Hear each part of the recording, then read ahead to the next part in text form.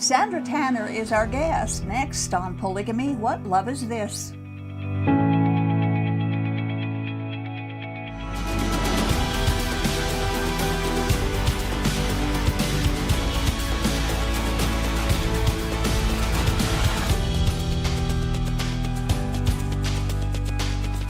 The Utah Lighthouse Ministry has had a huge impact on Mormonism, Mormons, and Mormon polygamists for decades. You can find them on the internet at utlm.org, and if you utilize their search engine, you can find just about anything or everything or everyone who might have been or is connected with Mormonism, especially its origins. It can be discovered by searching her website. UTLM was begun by Gerald and Sandra Tanner in the early 1960s, and just about anyone who's connected with Mormonism in any way would be familiar to some degree with the Tanners' work. Our guest this time is Sandra Tanner. She does have deep Mormon roots that go clear back to Brigham Young, and she is our guest for our interview this time. And thank you, Sandra, for coming. Yes, good. And we finally got it together to where we could make it happen. I appreciate it. What we're going to do is talk about a book that was recently published, called Lighthouse, written by Ronald V. Huggins, published by Signature Books here in Salt Lake City. And it's been released in both hardback and softback book. And it's the story of you and Gerald and your work, and we're going to discuss the book. Yes, good. Would you tell our viewers how you can buy the book, how they can get the book? Yes, well, if you go to our website at utlm.org and then go to the book list, you can order it there. And it's we sell a little cheaper than Amazon. Well, maybe it's about the same as Amazon. I don't know. I think it's about $36 in the hardback and $22.50 in softback. So just order it on there. You can go to Amazon. Local bookstores in Utah could probably get it if they don't have it already. Mm-hmm, so. Okay. And we certainly urge you to get it. And after you see the interview and listen to our comments, you hopefully will be wanting to go and get it. Now, the subtitle describes you and Gerald as despised and beloved critics of Mormonism. Yes. Now, we know that those in the beloved category who love your work are those who've been helped mightily by the things that you have published and discovered and published. But who despises you? Well, through the years, there's been quite a few. Why do they despise you? Because you bring it out. Because we talk frankly about LDS issues, doctrines, problems, changes, contradictions in their history and in their doctrine. And many faithful Mormons have been so trained through their life to believe that anything critical of Mormonism is lies. And so, therefore, our books must all be lies. Mm-hmm. And you're trained as a Mormon not to read outside sources, not to read anything critical. You should only read faith-promoting things put out by the LDS Church. And this is easily confirmed by just trying to ask a friend to look at something we printed. Mm-hmm, and if they're faithful Mormon, they'll probably refuse because it's done by apostates. Yeah, it's just a standard response. And you've had some pretty nasty emails and phone calls. That yes, I'm going to hell. Now, many people who are familiar with your work and know that your ancestry goes back to Brigham Young. For those who don't know your relationship, to explain how you're related to him, and has that relationship affected your credibility in the Mormon culture, do you think? Well, when I was an active Mormon, it was sort of bragging rights to be able to say that he was my great-great-grandfather, and that at summer times I visited my great-grandma Young, who was still alive. So my ancestry goes, Brigham Young joined Mormonism about 1832, and but his wife died after he'd only been married just a few years, leaving him with two little girls. And when he joined Mormonism, then he met another lady there that he married, And so his legal wife was Mary Ann Angel, and that's my great-great-grandma. Okay. And so then Brigham and Mary Ann Angel had a number of children. One of their children was named Brigham Young Jr., and that's my great-grandpa. I never knew him, but I knew his plural wife. And so as the third wife, now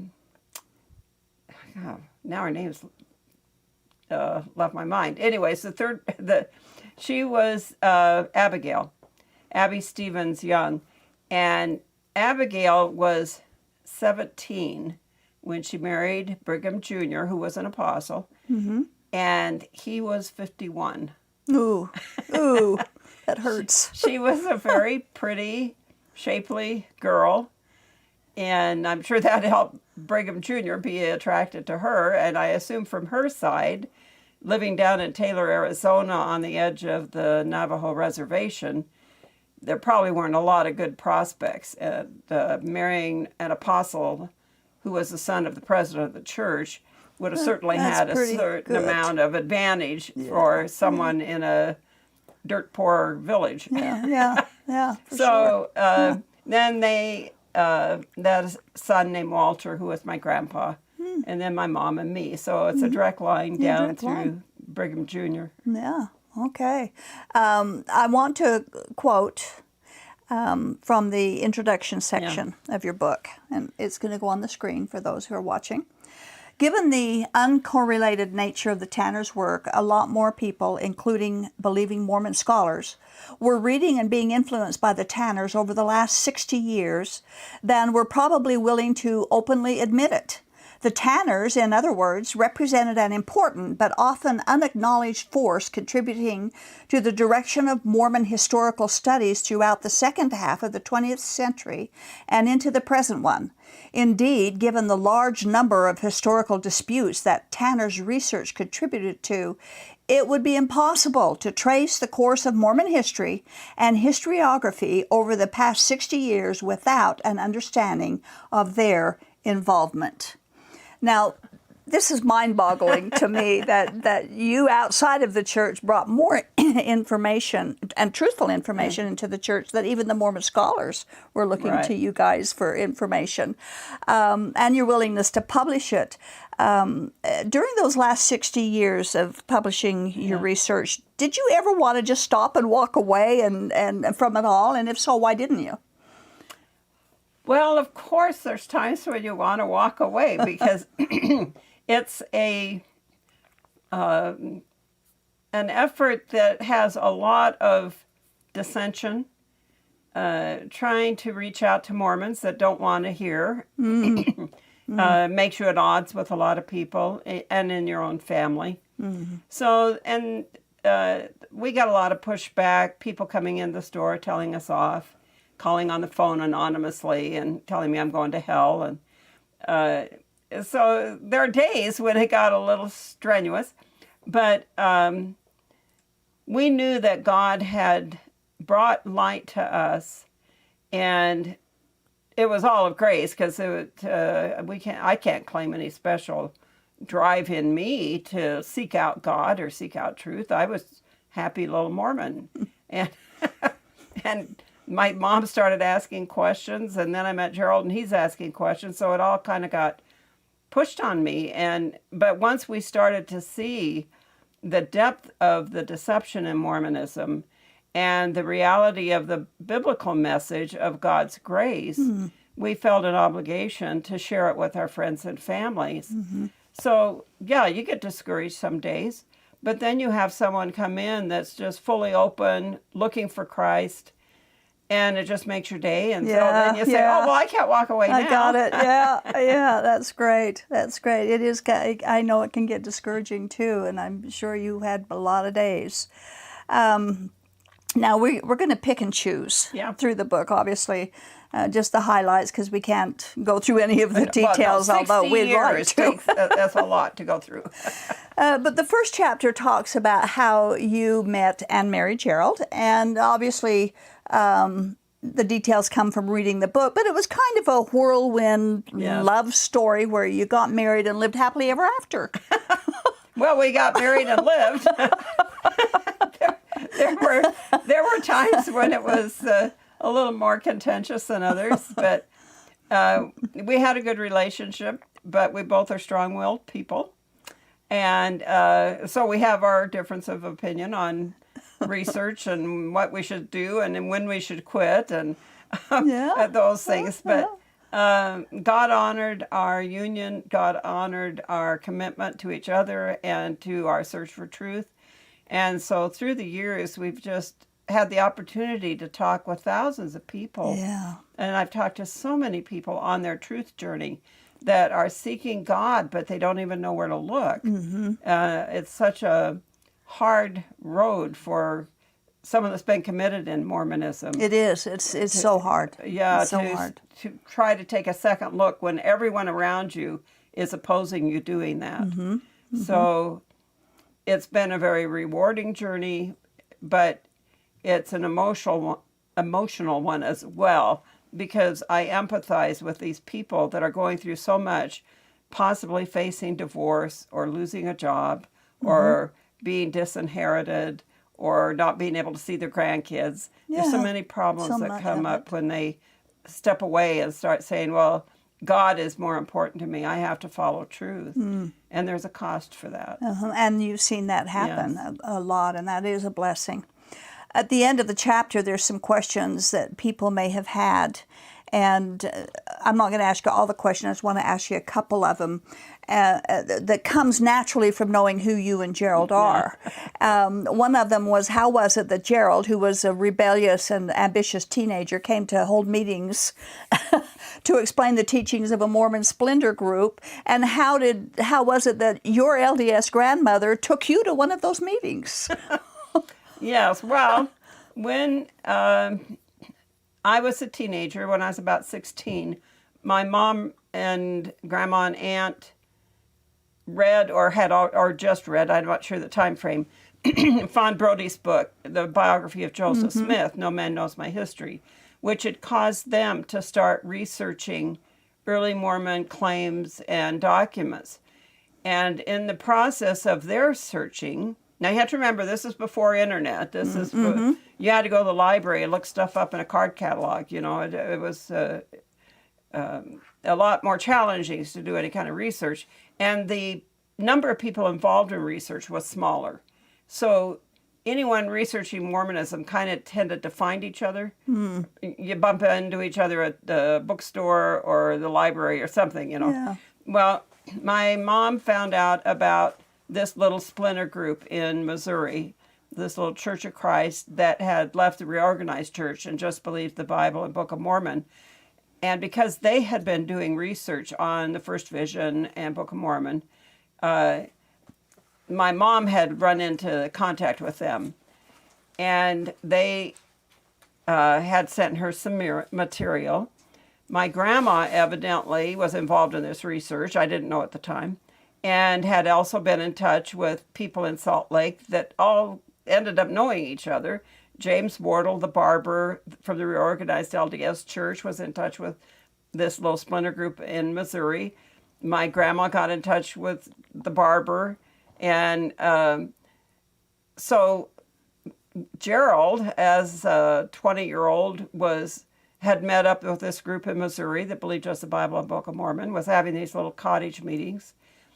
And he asked James if he had a list of people that might be interested in hearing about the concept of just believing the Bible and Book of Mormon and following Jesus and not doing temple work or any of that stuff. James gave him a list of people he knew, and my grandma was on the list.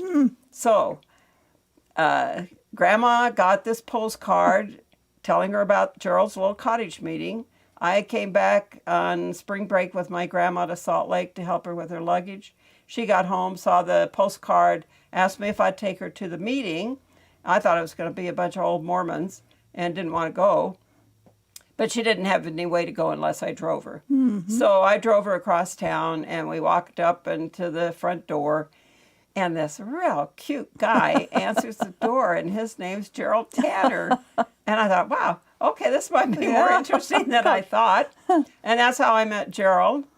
And, of course, he's talking about all kind of heresy, you know, give up polygamy, not polygamy, but give up the temple ritual, priesthood, you should only have one God, follow the Book of Mormon and the Bible, and just follow God through that. You don't need any of this other later doctrine that came into Mormonism. Well, he was cute, so I invited him over to my grandma's, and the rest is history. The rest is history. So that's how it came about, to answer those questions.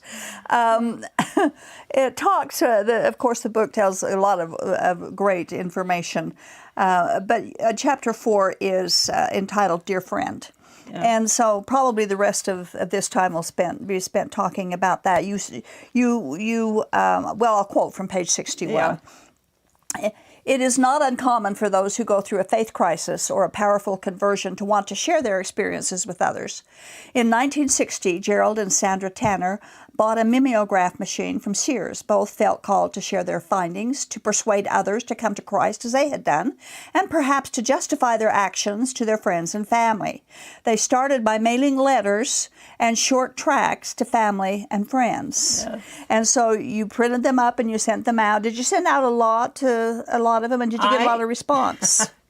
I sent this Dear Friend letter explaining I was leaving the church because I didn't see the church as true and I was just going to follow Christ. I sent it to my whole ward mailing list. Wow. I sent it to every Mormon I knew outside of my ward mailing list. I sent it to the general authorities here in Salt Lake. I mean, I just sent it to everybody. And that's not the way to win friends and influence people. I got a little pushback on that I'm sure one. you did. Yeah, we're going to talk about one of those pushbacks because you did send it to LeGrand Richards. God, I know. So LeGrand Richards is, what position did he have in the? He was an apostle and a very well-respected and well-followed apostle because he had written a book, A Marvelous Work and a Wonder, which back in the 60s was a very popular book amongst the Mormons. I think the missionaries were all reading it before they went out. And it's still quoted a lot. Yeah, it's quoted a lot. I don't think they printed it anymore, but it'd probably be on their website. But so he was someone that had great familiarity to the Mormon community as an authority figure. And we exchanged letters about, I had claimed that there was a problem with the first vision and that Joseph Smith never claimed that he had seen God and Christ in the early years of the church, that there weren't early references to this. The teachings of Mormonism wouldn't have been the same at that time. They weren't saying there was plural gods.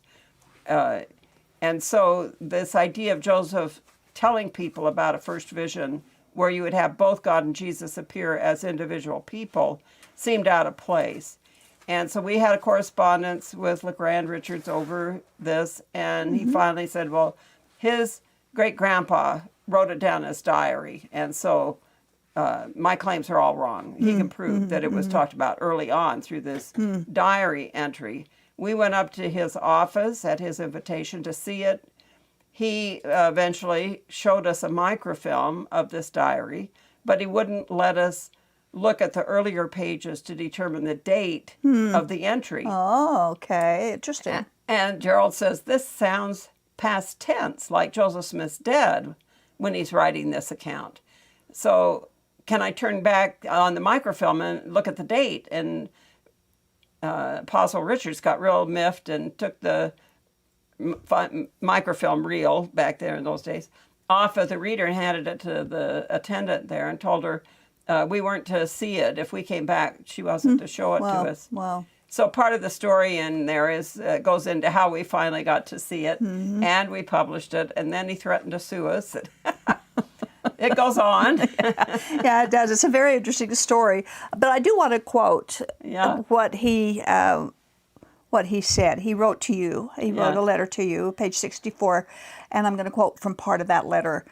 where he wrote back as his pushback to you. He says, you haven't found that the Church of Jesus Christ of Latter-day Saints is not the true church, because that is absolutely impossible. Yeah. You have become infatuated with the man whom you married, and love is blind. You have not had the courage to stand out for what you knew to be correct. I find that, well, you know how I find that. That's pretty, you of course you love your husband. Yeah, well, there's nothing right, wrong with that, of course. But he counseled you to begin working with your husband at that point to get him to join you back into the Mormon church, the only true church. How did his advice work out? How did you respond to that? Was it... I just ignored that part of his statement because I knew it was just part of their spin, the way they react to challenges to their truth claims. Mm-hmm. And it didn't make us mad. It was kind of frustrating because this is the pushback we were getting from everyone that, oh, well, the church is obviously true and you guys are obviously not really researching. You're just taking other people's statements and believing lies. And he was blaming Gerald, though, for your yes, apostasy, so to speak. Well, in a sense, I guess he was responsible. But because when I was studying with him before we got married, he was showing me all kind of photocopies. Right, but you had a mind of your own. Yes, that's right. It's not like he was just steamrolling over me. I was willing to look. Yeah. And the facts were there. It wasn't just infatuation. Right, right. It was that he actually could back up what he was saying. And that's what gave me the courage to write the letter and send it to every Mormon I knew. and that's the point, that he could back it up and you Yeah. were willing to check it out. Right. But see, LeGrand Richards was not offering the same kind of openness. Right. Because he's hiding Right. the actual source that's supposed to support his claim. Mm-hmm.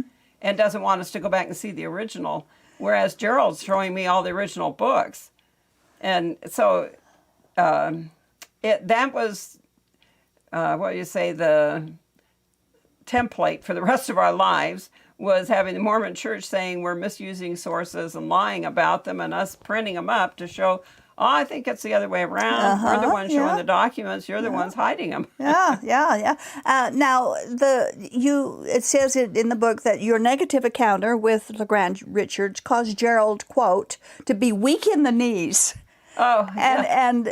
And that's what made him realize later that they were hiding something from their members, and like you said, motivated you to go forward to dig out some of that stuff. Did you experience the weak in the knees at that point, or was that just Gerald? Well, it was kind of intimidating when we met with him in his office because he threatened us. Well, he threatened Gerald. I mean, he just was shaking his finger at Gerald. I'm warning you, don't you start anything against this church.